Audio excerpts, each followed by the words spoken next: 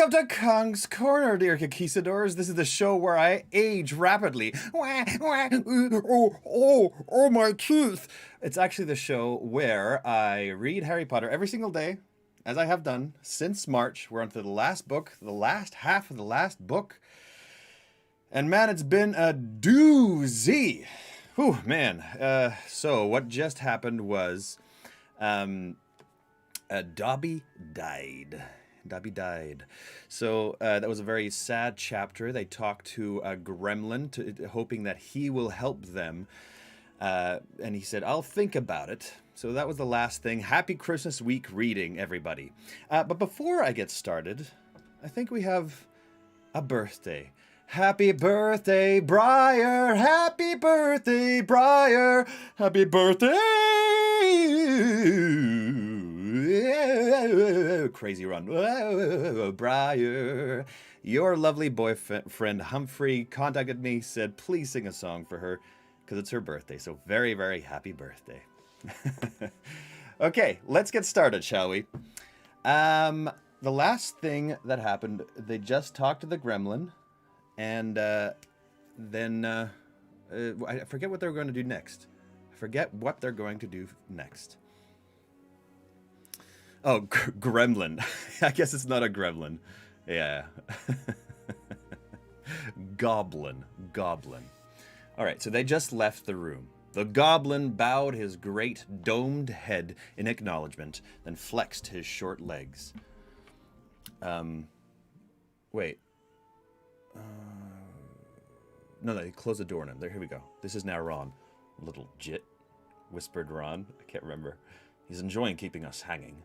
Harry, whispered Hermione, pulling them both away from the door, into the middle of the still dark landing. Are you saying what I think you're saying? Are you saying there's a Horcrux in the Lestrange's vault? Yes, said Harry.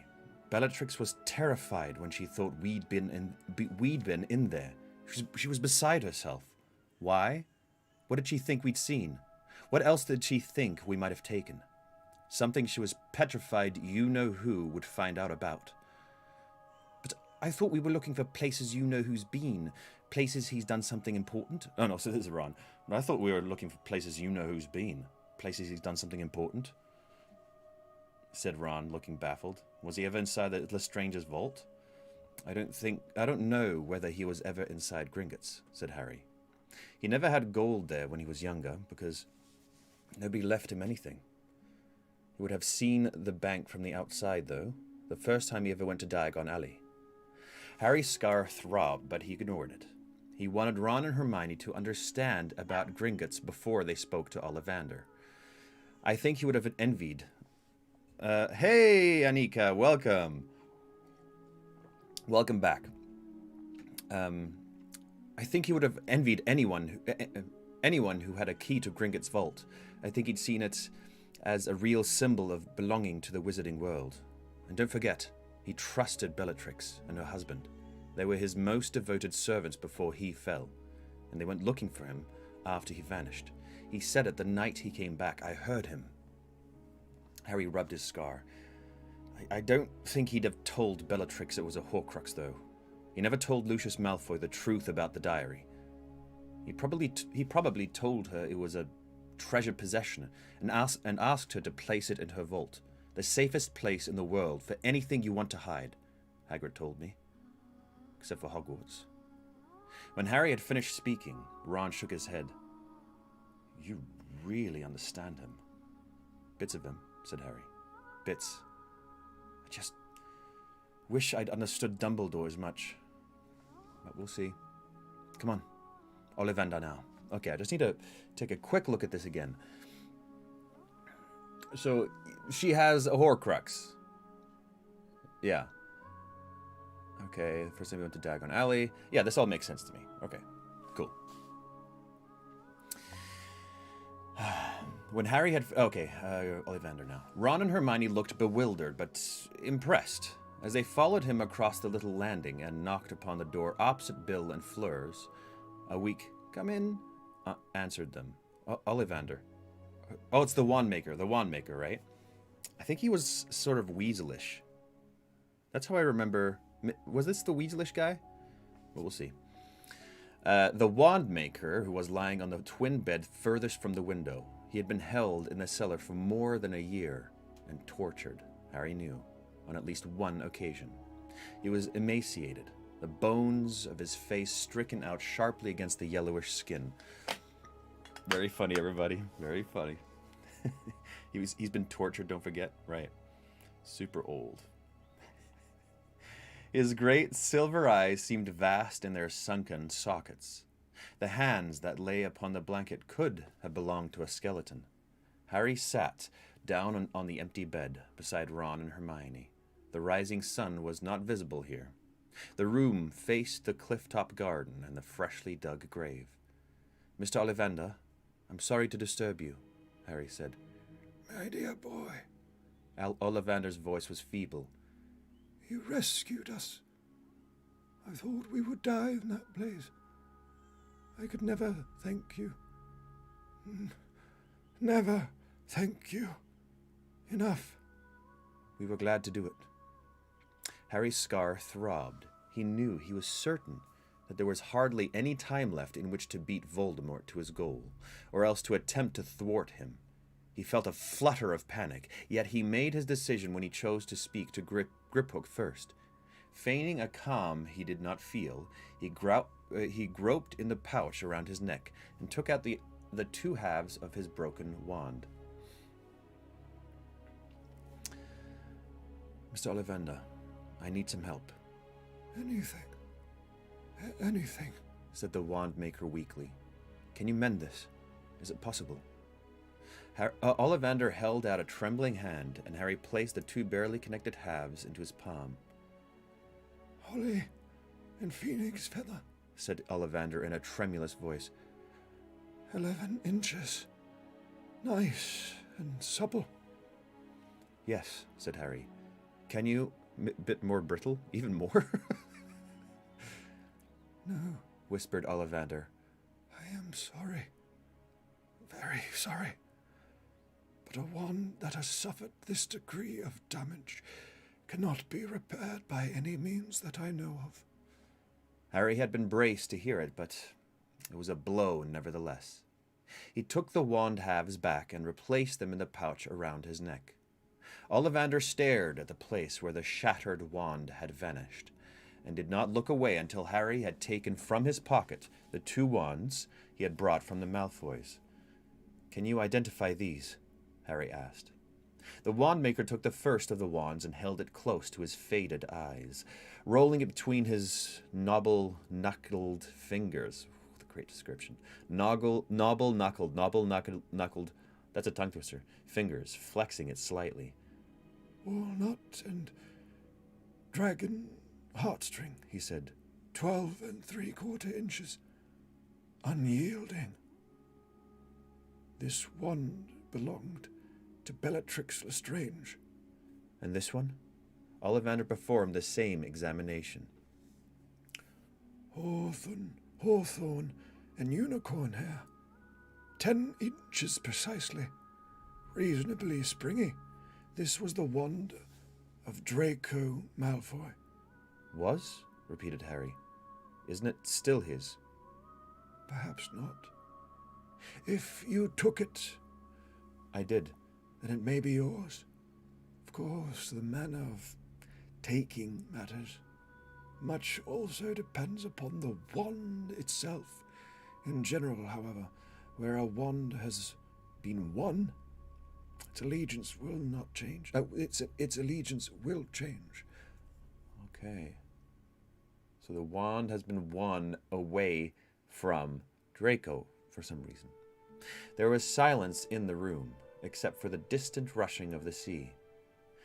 "You talk about wands like they've got feelings," said Harry. "Like they can think for themselves."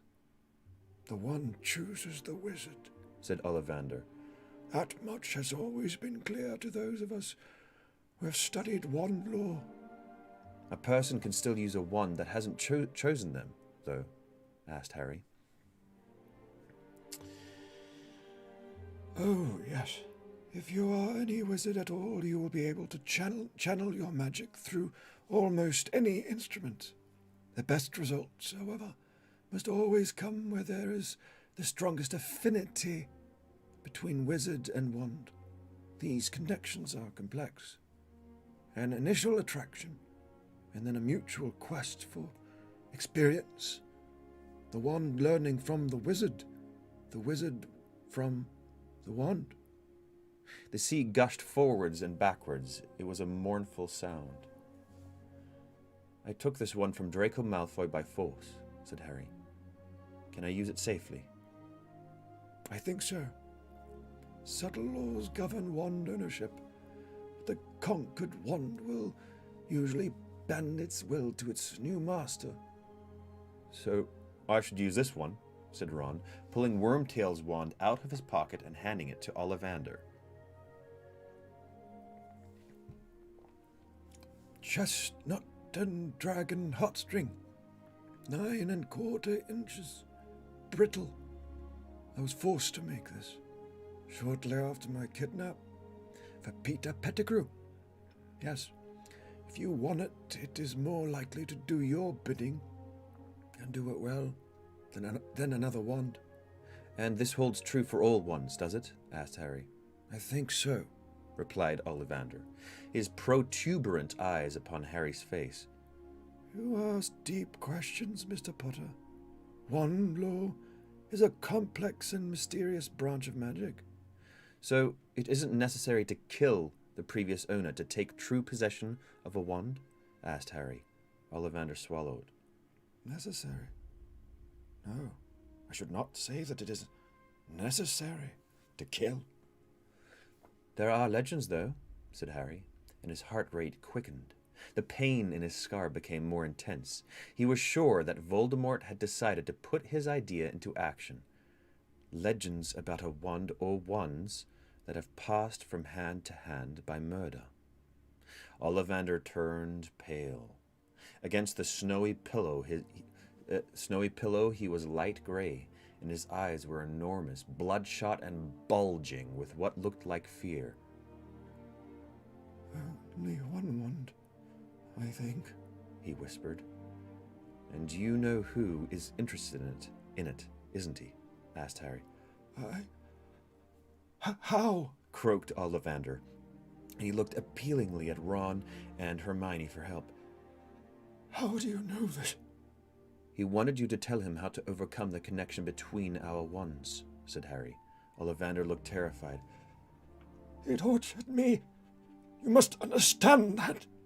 The cruciatus curse, I had no choice but to tell him what I knew, what I guessed. I understand, said Harry. You told him about the twin cores. You said he just had to borrow another wizard's wand. Interesting. Ollivander looked horrified, transfixed by the amount that Harry knew. He nodded slowly.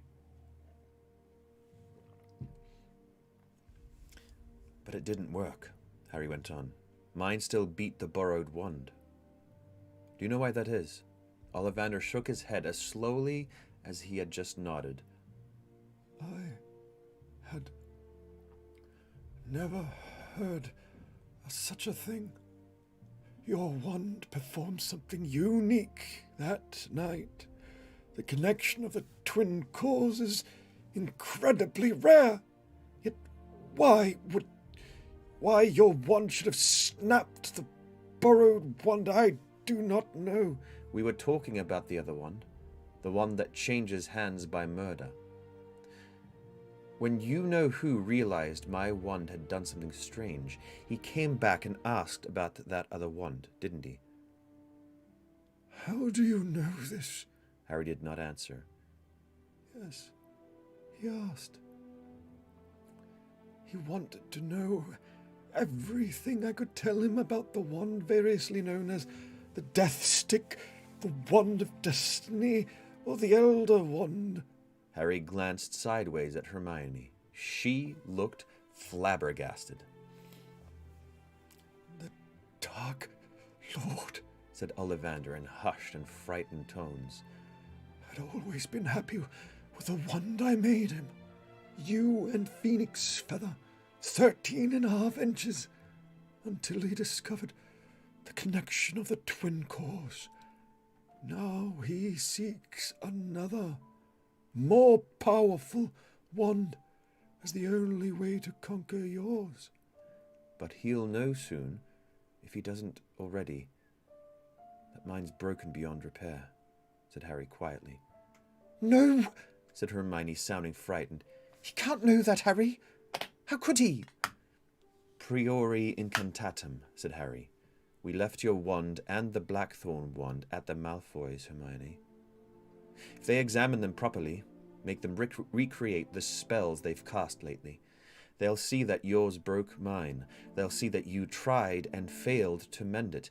And they'll realize that I've been using the Blackthorn one ever since. The little colour she had regained since their arrival had drained from her face.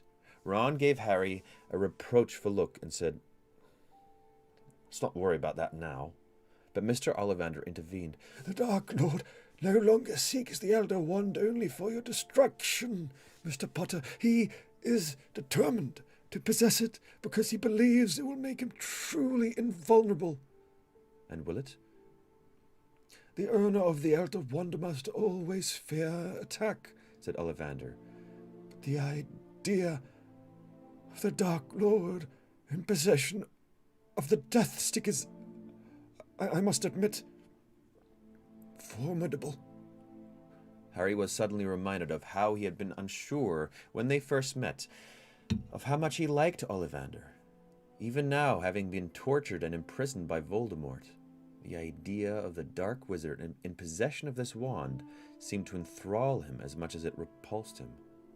You really think this wand exists then, Mr. Ollivander? Asked Hermione. Oh, yes, said Ollivander. Yes, it is perfectly possible to trace the wand's cause through history. There are gaps, of course, and long ones, where it vanishes from view, temporarily lost or hidden, but always it resurfaces. It has certain identifying characteristics that those who are learned in wand lore recognize. Oh, there are written accounts, some of them obscure, that I and other wand makers have made it our business to study. They have the ring of authenticity. So you don't think it can be a fairy tale or a myth? Hermione asked hopefully. No, said Ollivander. Whether it needs to pass by murder, I do not know. Its history is bloody, but that may be simply due to the fact that it is such a desirable object and arouses such passions in wizards. Immensely powerful, dangerous in the wrong hands, and an object of incredible fascination to all of us who study the power of wands. Mr. Ollivander, said Harry, you told you-know-who that Gregorovitch had the Elder Wand, didn't you? Ollivander turned, if possible, even paler. He looked ghastly as he gulped. But how do you know? Never mind how I know it, said Harry, closing his eyes momentarily as his scar burned, and he saw for mere seconds a vision of the main street in Hogsmeade, still dark because it was so much further north. You told you-know-who that Gregorovitch had the wand. It was a rumour, whispered Ollivander. A rumour. Years and years ago. Long before you were born. I believe Gregorovitch himself started it. I can see how good it would be for business that he was studying and duplicating the qualities of the Elder Wand. Yes, I can see that, said Harry. He stood up. Mr. Ollivander, one last thing, and then we'll let you get some rest. What do you know about the Deathly Hallows? The what? Asked the wand-maker, looking utterly bewildered. The Deathly Hallows. I'm afraid I don't know what you're talking about. Is this still something to do with wands? Harry looked into the sunken face and believed that Ollivander was not acting. He did not know about the Hallows. "Thank you," said Harry. "Thank you very much. We'll leave you to get some rest now." Ollivander looked stricken. "He was torturing me," he gasped. "The cruciatus curse. You have no idea." "I do," said Harry. "I really do. Please get some rest. Thank you for telling me all of this." He led Ron and Hermione down the staircase. Harry caught a glimpse of Bill, Fleur, Luna, and Dean sitting at the table in the kitchen, cups of tea in front of them. They all looked up at Harry as he appeared in the doorway, but he merely nodded to them and continued into the garden, Ron and Hermione behind him. Okay, so we got some wand lore there. So basically, he's going for that wand. Going for it. We'll get a couple of details around it. Nothing too surprising. The reddish mound of earth that covered Dobby lay ahead, and Harry walked back to it as the pain in his head built more and more powerfully. Dobby. It was a huge effort now to close down the visions that were forcing themselves upon him, but he knew that he would have to resist only a little longer. He would yield very soon, because he needed to know that his theory was right. Oh, good, okay. He must make only one more short effort so that he could explain to Ron and Hermione. Grigorovich had the Elder Wand a long time ago, he said. "I saw you-know-who trying to find him. When he tracked him down, he found that Grigorovich didn't have it anymore. It was stolen from him by Grindelwald. How Grindelwald found out that Grigorovich had it, I don't know. But if Grigorovich was stupid enough to spread the rumor, it can't have been that difficult." Oh, right. Okay, so what I'm guessing is that Grindelwald, when he fought Dumbledore, he fought him with a wand, and Dumbledore still beat his ass. That's what I bet. And that Dumbledore, maybe Dumbledore knew the location of the wand. Maybe he was one of the only ones. And somehow, the items that he's given them help them in that regard to find the wand or something like that. Dexter's downstairs because somebody's cooking and he has to be there when they cook.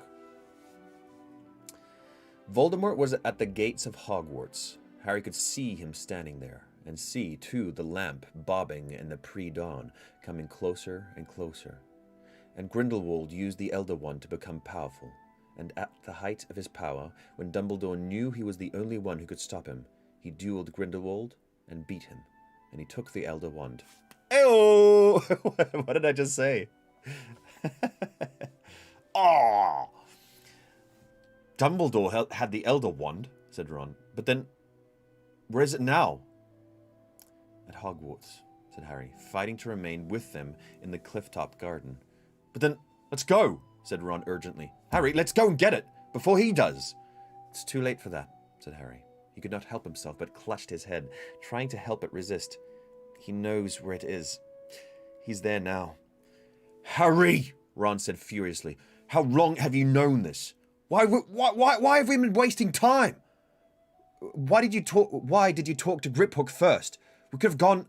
We could still go. No, said Harry, and he sank to his knees in the grass. Hermione's right. Dumbledore didn't want me to have it. He didn't want me to take it. He wanted me to get the Horcruxes. Oh, the unbeatable wand, Harry, moaned Ron. I'm not supposed to. I'm supposed to get Horcruxes. And now everything was cool and dark. The sun was barely visible over the horizon as he glided alongside Snape up through the grounds towards the lake.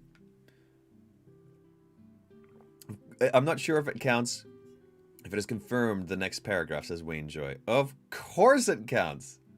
I haven't read it yet. It counts. Okay, let's change up the music here because this is some Voldy stuff. I shall join you in the castle shortly, he said in his high, cold voice. Leave me now. Snape bowed and set off back up the path, his black cloak billowing behind him. Harry walked slowly, waiting for Snape's figure to disappear. It would not do for Snape, or indeed anyone else, to see where he was going. But there were no lights in the castle windows, and he could conceal himself. So crazy that he's just, now I'm going to go and be part of Voldemort.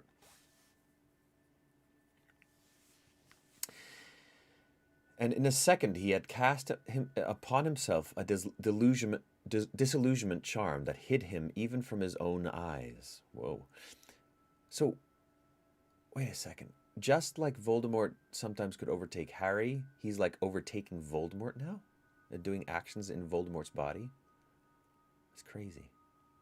And he walked on, around the edge of the lake, taking in the outlines of the beloved castle. His first kingdom, his birthright. His birthright? Oh, okay. And here it was, beside the lake, reflected in the dark waters, the white marble tomb, an unnecessary blot on the familiar landscape. He felt again that rush of controlled euphoria, that heady sense of purpose in destruction. He raised the old yew wand. How fitting that this would be its last great act.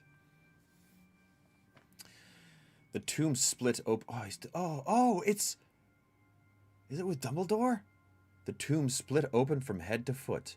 The shrouded figure was as long and thin as it had been in life. He raised the wand again. This is despicable. The wrappings fell open. The face was translucent, pale, sunken, yet almost perfectly preserved. They left his spectacles on the crooked nose. He felt amused derision. Dumbledore's hands were folded upon his chest, and there it lay, clutched beneath them, buried with him. Had the old fool imagined that marble or death would protect the wand? Had he thought that the Dark Lord would be scared to violate his tomb? The spider-like hand swooped and pulled the wand from Dumbledore's grasp, and as he took it, a shower of sparks flew from its tip, sparkling over the corpse of its last owner, ready to serve a new master at last. Oh, what? What? Dumbledore had the Elder Wand all along? Wait. No, wait. I'm... Dumbledore has possession of the Elder Wand his whole life? Is that it?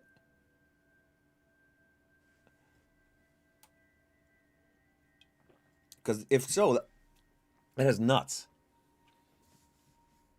Holy crap.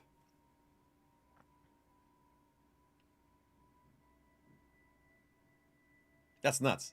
So he's just been strolling around with the strongest wand known to wizarding man.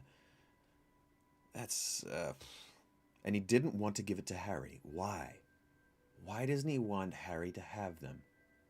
The Deathly Hallows. Well, for what purpose? Why wouldn't he want him to have his wand? I don't know. I don't know. Right, yeah. Chapter 25, Shell Cottage.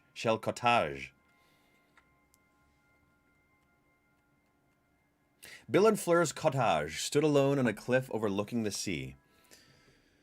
There we go. Its walls embedded with shells and whitewashed. It was a lonely and beautiful place.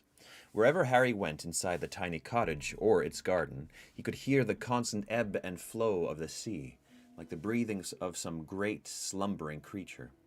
He spent much of the next few days making excuses to escape the crowded cottage, craving the cliff-top view of an open sky and wide, empty sea, and the feel of cold, salty wind on his face. The enormity of his decision not to race Voldemort to the wand still scared Harry. Yeah, big choice, big choice. He could not remember ever before choosing not to act. He was full of doubts, doubts that Ron could not help voicing whenever they were together. What if Dumbledore wanted us to work out the symbol in time to get the wand? What if working out what the symbol meant made you worthy to get the Hallows? Harry, if that really is the Elder Wand, how the hell are we supposed to finish off you-know-who? Harry had no answers. There were moments when he wondered whether it had been outright madness not to try to prevent Voldemort breaking open the tomb. He could not even explain satisfactorily why he had decided against it. Every time he tried to reconstruct the internal arguments that had led to his decision, they sounded feebler to him. The odd thing was that Hermione's support made him feel just as confused as Ron's doubts. Now forced to accept that the Elder Wand was real, she maintained that it was an evil object and that the way Voldemort had taken possession of it was repellent, not to be considered. You could never have done that, Harry, she said again and again. You couldn't have broken into Dumbledore's grave. But the idea of Dumbledore's corpse frightened Harry much less than the possibility that he might have misunderstood the living Dumbledore's intentions. He felt that he was still groping in the dark. He had chosen his path, but kept looking back, wondering whether he had misread the signs, whether he should not have taken the other way. From time to time, anger at Dumbledore crashed over him again, powerful as the waves slamming themselves against the cliff beneath the cottage. Anger that Dumbledore had not explained before he died. But is he dead? Said Ron, 3 days after they had arrived at the cottage. Harry had been staring out over the wall that separated the cottage garden from the cliff when Ron and Hermione had found him. He wished they had not, having no wish to join in with their argument. Yes, he is, Ron. Please don't start that again. Look at the facts, Hermione, said Ron, speaking across Harry, who continued to gaze at the horizon. The silver doe, the sword, the eye Harry saw in the mirror. Harry admits he could have imagined the eye, don't you, Harry? I could have, said Harry without looking at her. But you don't think you did, do you? Asked Ron. No, I don't, said Harry. There you go, said Ron quickly, before Hermione could carry on. If it wasn't Dumbledore, explain how Dobby knew we were in the cellar, Hermione. I can't, but can you explain how Dumbledore sent him to us if he's lying in a tomb at Hogwarts? I don't know, it could have been his ghost. Dumbledore wouldn't come back as a ghost. Oh no, Dumbledore wouldn't come back as a ghost, said Harry. There was little about Dumbledore he was sure of now, but he knew that much. He would have gone on. What do you mean, gone on? Asked Ron. But before Harry could say any more, a voice behind them said, Harry? Fleur had come out of the cottage, her long silver hair flying in the breeze. Yeah, thank you, Thomas. Please do remember to like the video, please. It's helpful. Harry, Greypoke would like to speak to you. He is in the smallest bedroom. He says he does not want to be overheard.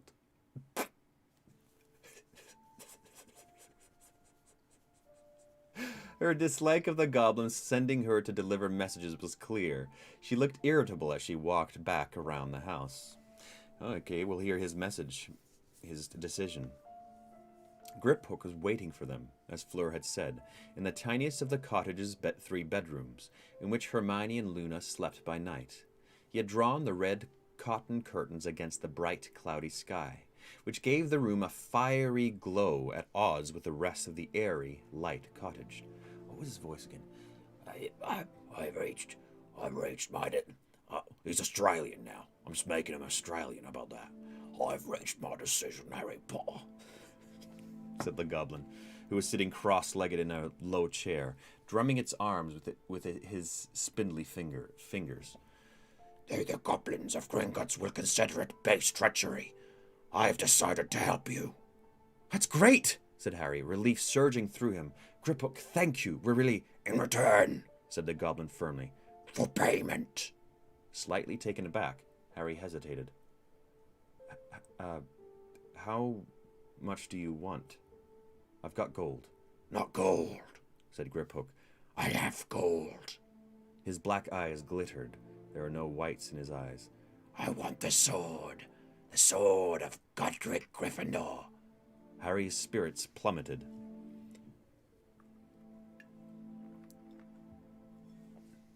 Okay, he wants the sword.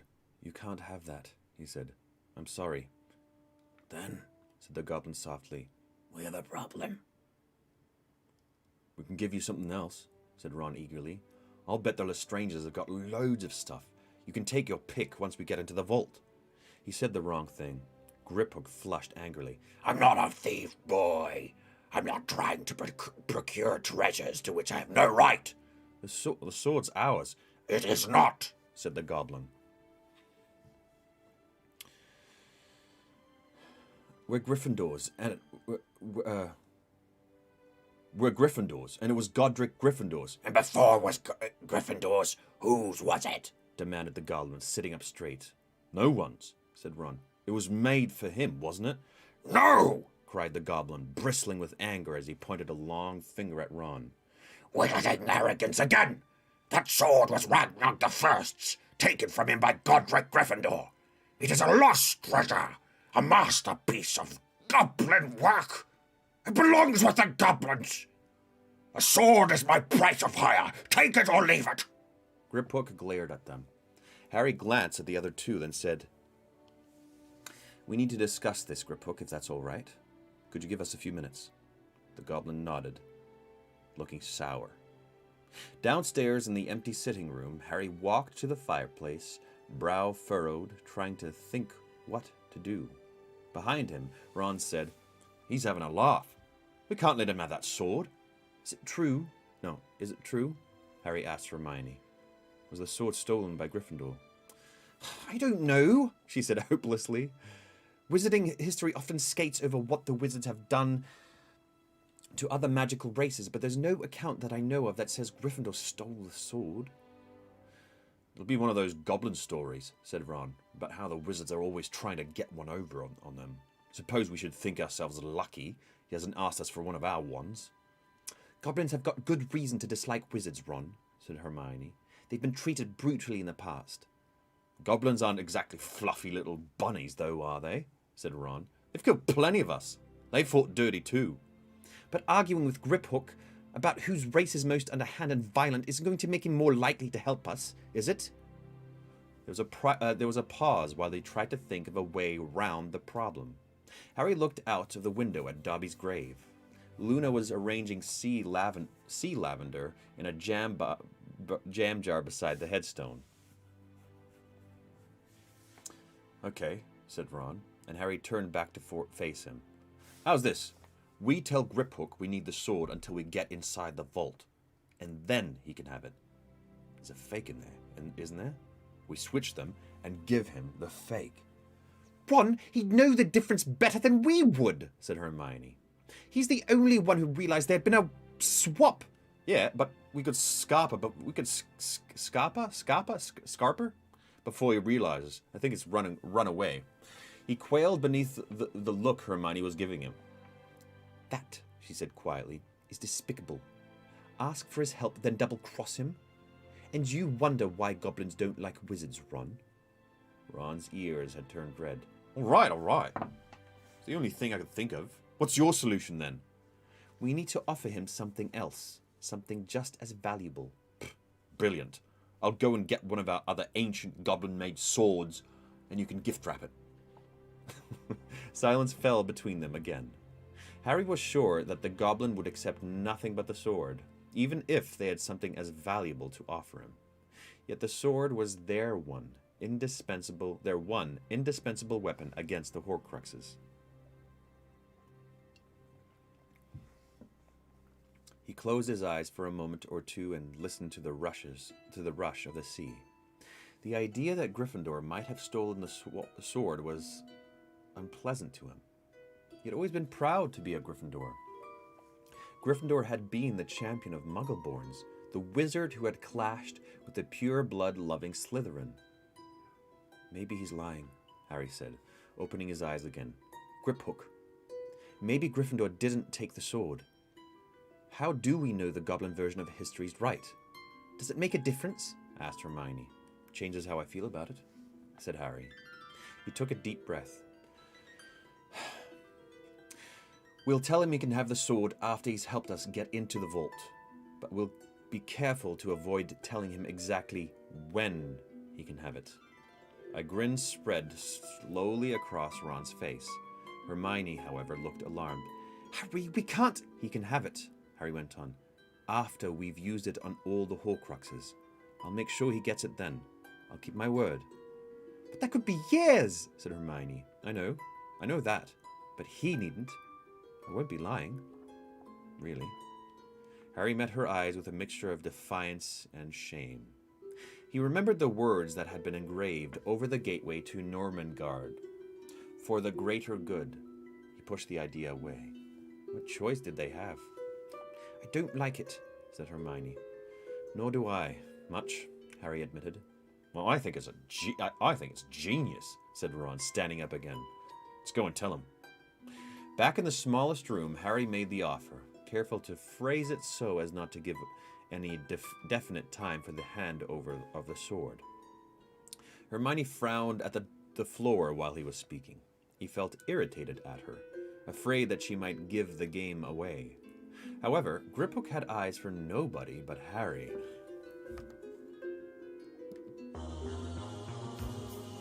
Oh, Harry.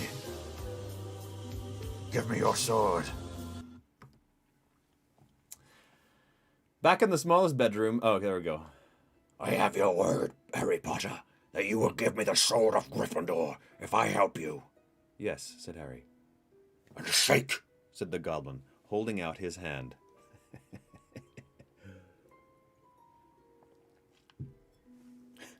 Welp! Harry took it and shook. He wondered whether those black eyes saw any misgivings in his own. Then Griphook relinquished him, clapping his hands together, and said, So, we begin. It was like planning to break into the ministry all over again. They settled to work in the smallest bedroom, which was kept, according to Griphook's preference, in semi-darkness. I have visited the Lestrange's vault only once, Griphook told them. I feel like he's more cockney. On the occasion I was told to place inside it the false sword. It was one of the most ancient chambers. The oldest wizarding families store their treasures at the deepest level, where the vaults are largest and best protected. They remained shut in the cupboard-like room for hours at a time. Slowly, the days stretched into weeks. There was problem after problem to overcome, not least of which was that their store of Polyjuice potion was greatly depleted. There's really only enough left for one of us, said Hermione, tilting the thick mud-like potion against the lamplight.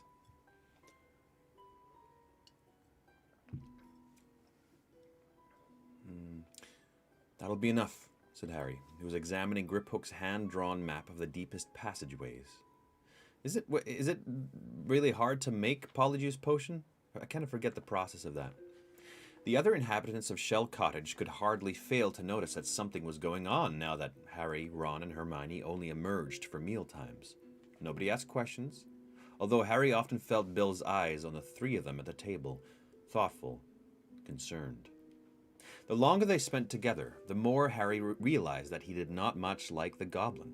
Griphook was unexpectedly bloodthirsty, laughed at the idea of pain and lesser creatures, and seemed to relish the possibility that they might have to hurt other wizards to reach the Lestrange's vault. Harry could tell that his distaste was shared by the other two, but they did not discuss it. They needed Griphook. It takes about a month. Right. Yeah. The goblin ate only grudgingly with the rest of them. Even after his legs had mended, he continued to request trays of food in his room like the still frail Ollivander, until Bill, following an angry outburst from Fleur, went upstairs to tell him that the arrangement could not continue. Thereafter, Griphook joined them at the overcrowded table, although he refused to eat the same food, insisting, instead, on lumps of raw meat, roots, and various fungi. Harry felt responsible. It was, after all, he who had insisted that the goblin remain at Shell Cottage, so that he could question him. His fault that the whole Weasley family had been driven into hiding, that Bill, Fred, George, and Mr. Weasley could no longer work. "I'm sorry," he told Fleur, one blustery April evening as he helped her prepare dinner. "I never meant you to have to deal with all of this." She had just set some knives to work, chopping up steaks for Griphook and Bill. Oh yeah, who had preferred his meat bloody ever since he had been attacked by Greyback. While the knives sliced away behind her, her somewhat irritable expression softened. "Harry, you saved my sister's life. I do not forget." Oh, that was really bad. This was not, strictly speaking, true, but Harry decided against reminding her that Gabrielle had never been in real danger. "Anyway," Fleur went on, pointing her wand at a pot of sauce on the stove, which began to bubble at once. "Mr. Ollivander leaves for Muriel this evening. That will make things easier. The Goblin," she scowled a little at the mention of him, "can move downstairs. Can move downstairs. And you, Ron, and Dean can take that room." "We don't mind sleeping in the living room," said Harry, who knew that Griphook would think poorly of having to sleep on the sofa. Keeping Griphook happy was essential to their plans. "Don't worry about us." And when she tried to protest, he went on, "We'll be off your hands soon, too. Ron, Hermione, and I. We don't need to be here much longer." "But what do you mean?" she said, frowning at him, her wand pointing at the casserole dish now suspended in mid-air. "Of course. You must not leave. You are safe here." Could you make the R's a bit more pretentious? She looked rather like Mrs. Weasley as she said it, and he was glad that the back door opened at that moment. Luna and Dean entered, their hair damp from the rain outside, and their arms full of driftwood. "And tiny little ears," Luna was saying. "A bit like a hippo's, Daddy says, only purple and hairy. And if you want to call them, you have to hum. Oh, they prefer a waltz. Nothing too fast." Looking uncomfortable, Dean shrugged at Harry as he passed. What is she talking about? Following Luna into the combined dining and sitting room where Ron and Hermione were laying the dinner table.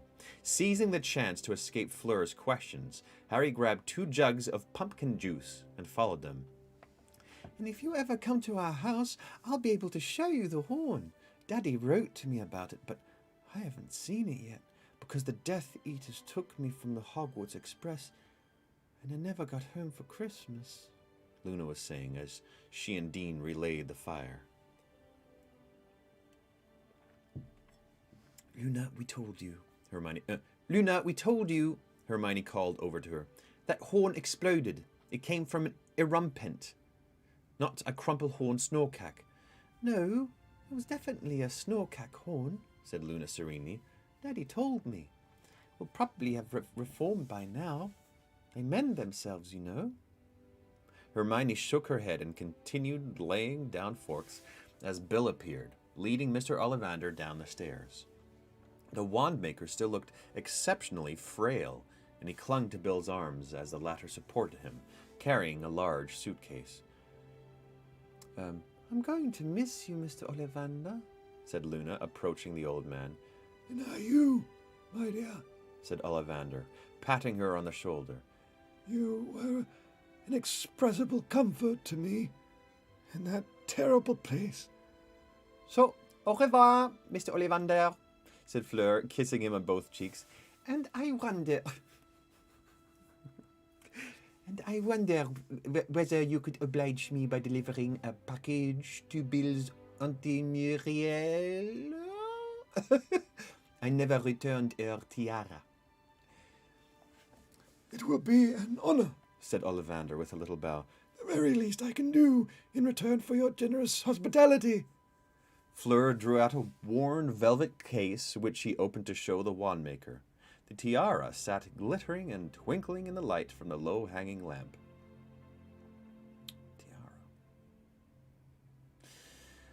Tiara. Moonstars and diamonds, said Griphook, who had sidled into the room without Harry noticing. made by goblins, I think. And paid for by wizards, said Bill quietly, and the goblin shot him a look that was both furtive and challenging. A strong wind gusted against the cottage windows as Bill and Ollivander set off into the night. The rest of them squeezed in around the table, elbow to elbow, and with barely enough room to move, they started to eat. The fire crackled and popped in the grate beside them. Fleur, Harry noticed, was merely playing with her food. She glanced at the window every few minutes. However, Bill returned before they had finished their first course, his long hair tangled by the wind. "Oh. Everything fine," he told Fleur. "Ollivander's settled in. Mom and Dad say hello. Ginny sends you all her love. Fred and George are driving Muriel up the wall. They're still operating an owl order business out of her back room. It cheered her up to have her tiara back, though. She said she thought we'd stolen it." "Ah! She is charmante." Charmant? I don't know how to even say that in French. Your aunt," said Fleur crossly, waving her wand and causing the dirty plates to rise and form a stack in mid-air. She caught them and marched out of the room. "Daddy's made a tiara," piped up Luna. "Well, more of a crown, really." Ron caught Harry's eyes and grinned. Harry knew that he was remembering the ludicrous headdress they had seen on their visit to Xenophilius. "Yes, he's trying to recreate the lost diadem of Ravenclaw. He thinks he's identified most of the main elements now. Adding the billywings really made a difference." There was a bang on the front door. Everyone's head turned towards it. Fleur came running out of the kitchen, looking frightened. Bill jumped to his feet, his wand pointing at the door. "Oi, oi, oi, oi, oi, oi, oi, oi, oi, oi.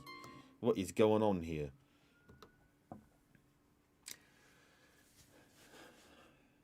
Harry, Ron, and Hermione did the same. Silently, Griphook slipped beneath the table out of sight. "Who is it?" Bill called. Okay. It is I, Remus John Lupin," called a voice over the howling wind. "I don't know if I trust this."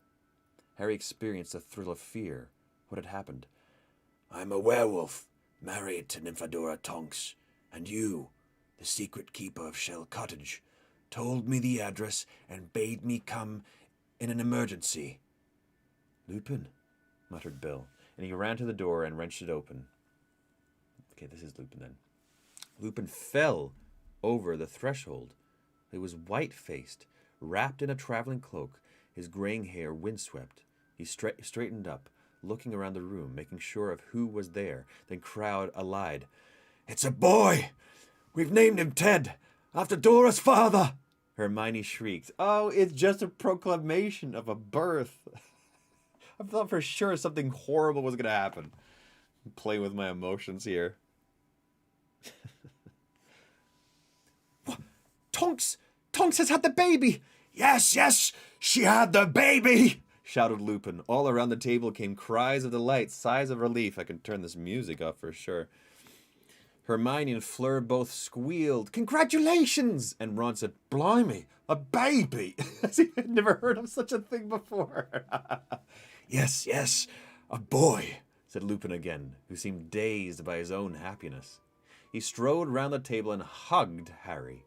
The scene in the basement of Grimmauld Place might have never happened. "You'll be godfather," he said as he released Harry. Me? Stammered Harry. "Yes, you, of course. Dora quite agrees. No one better." Yeah. Blimey. Harry felt overwhelmed, astonished, delighted. Now Bill was hurrying to fetch wine, and Fleur was persuading Lupin to join them for a drink. I can't stay long, but I must get back," said Lupin, beaming around at them all. He looked years younger than Harry had ever seen him. Thank you, Bill." Bill had soon filled all of their goblets. They stood and raised them high in a toast.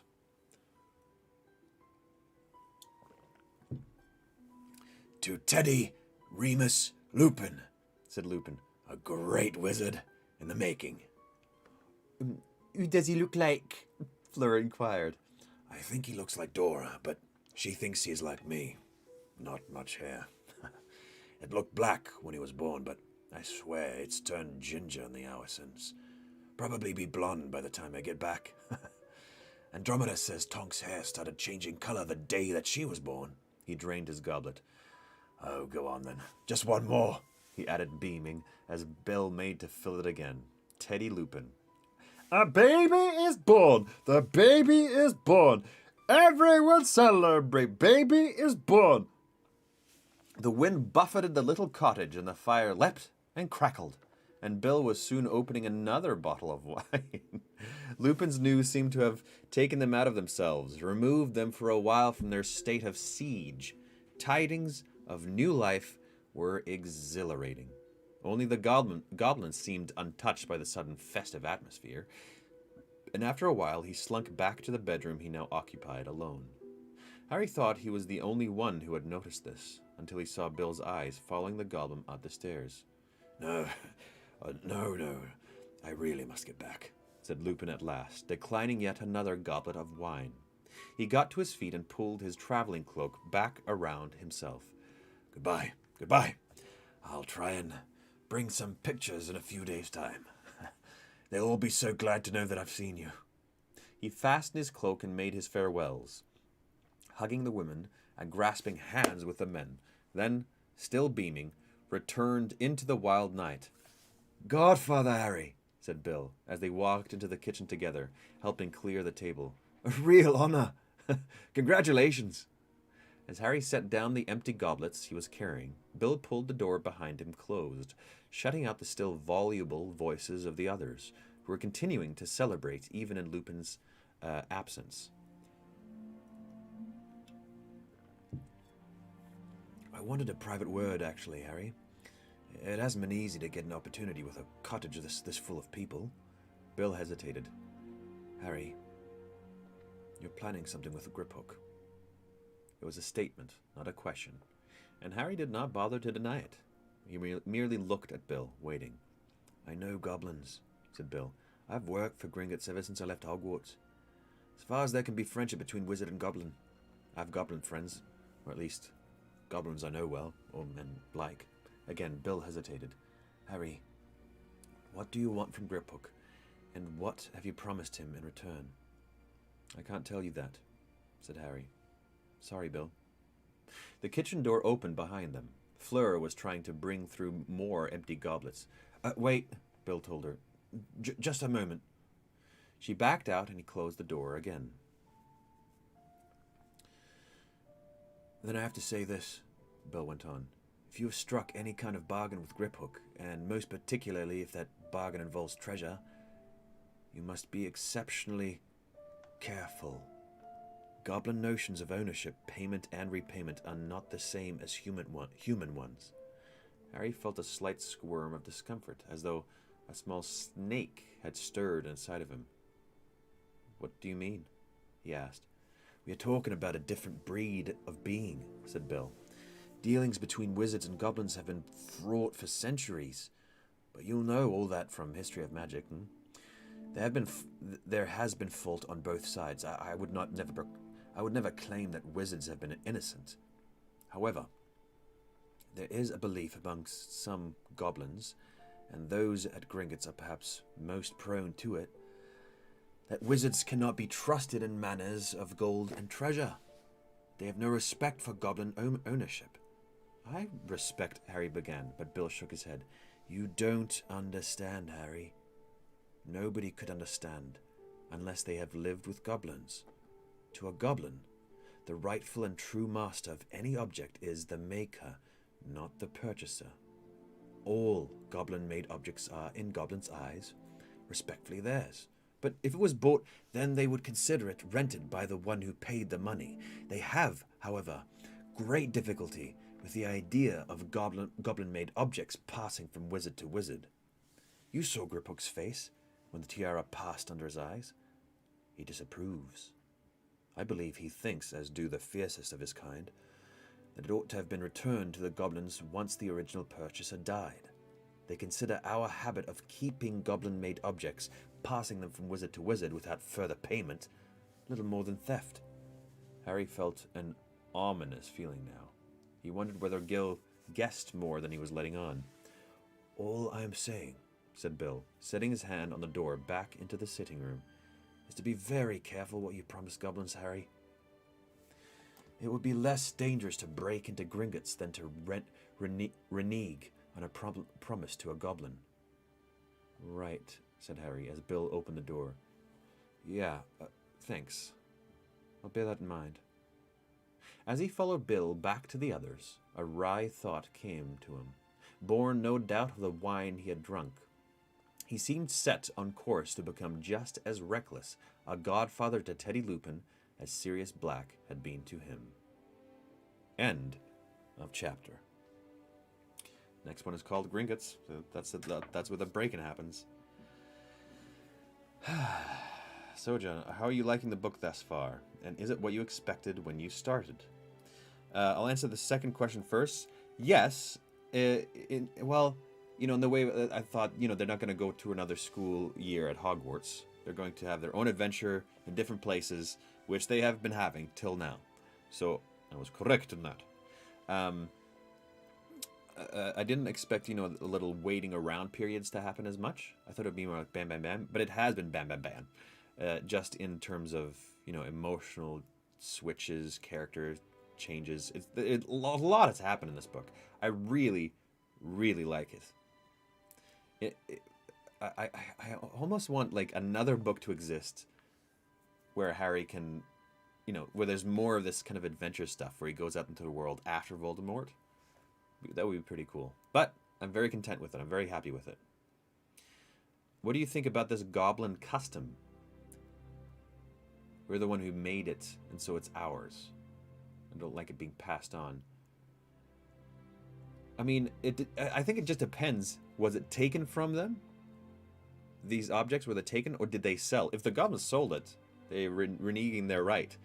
But if somebody stole it from them, I could understand that if they think it's mine. Yeah. John, what is your feeling about Harry's decision to let Voldy have the most powerful wand of the world? I think it's a great decision, because Harry is trusting Voldemort, and Voldemort has almost always been right. He's trusting Voldemort's mission that he gave him. Because Voldemort knows more. Dumbledore knows more. He knows more.